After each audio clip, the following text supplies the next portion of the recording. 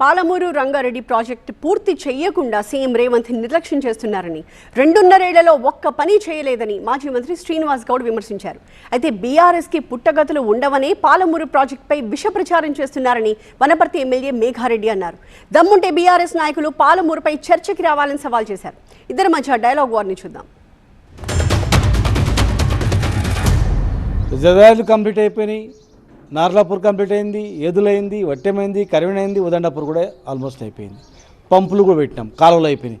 Just only నింపి కాలువలు తోగినామంటే 12.5 లక్షల ఎకరాలు నీళ్ళు వచ్చే ప్రాజెక్ట్. ఇది పెద్ద ప్రాజెక్ట్. కాలువలు టెండర్ పిలిచినాం, ఈ ప్రభుత్వం వచ్చిన తర్వాత టెండర్ రద్దు చేసింది.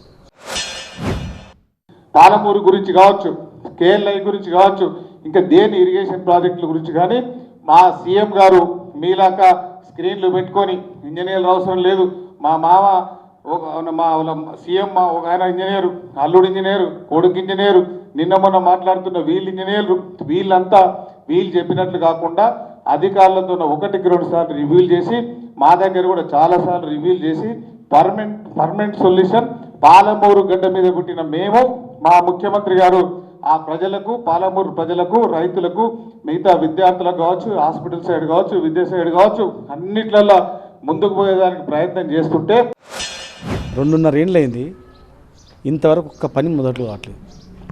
ఇక 1 ఇయర్ అయితే ఎలక్షన్ స్టార్ట్ అవుతుంది. మరి ఈ 1 ఇయర్లో ఎట్లా చేయగలుగుతారు, ఏం చేయగలుగుతారు? పోన్లేని 1 ఇయర్ మేము టైం ఇచ్చినాం. పాలమూరు స్థానికుడు, పాలమూరు జిల్లావాసి కనుక తొందరగా అన్నిటికన్నా ప్రియారిటీ చేస్తారని మేము అనుకున్నాం. నీళ్ళు రాకపోతే ఇంకా పరిస్థితి ఘోరంగా ఉంటుంది. కనుక ప్రభుత్వాన్ని కళ్ళు తెరిపియాలి, ప్రభుత్వం ముందుకు రావాలి. వీళ్ళు పాదయాత్ర చేస్తున్నారు, జిల్లాలో ఒక రెవల్యూషన్ లాగా వస్తుంది. రాబోయే రోజుల్లో వీళ్ళకి పుట్టగతులు ఉండవని ఇవన్నీ అబద్ధాలు చెప్తున్నా వాళ్లకు, మాజీ మంత్రులకు మీకు దమ్ము ధైర్యం ఉంటే నేను ఢిల్లీ మీద మాట్లాడినా, పాలమూరు రంగారెడ్డి మీద మాట్లాడినా, మీరు పెట్టిన ఎక్స్పెండిచర్ మీద మాట్లాడినా, నేను పెట్టిన ఎక్స్పెండిచర్ మీద మాట్లాడినా, మేమందరం ఏడికి రావాలన్నా వస్తాం, జీరోకి రావాలన్నా, టేలెంట్కి రావాలన్నా మీకు దమ్ముంటే ఫస్ట్ వచ్చి మాతో చర్చించాల్సిందిగా కోరుకుంటూ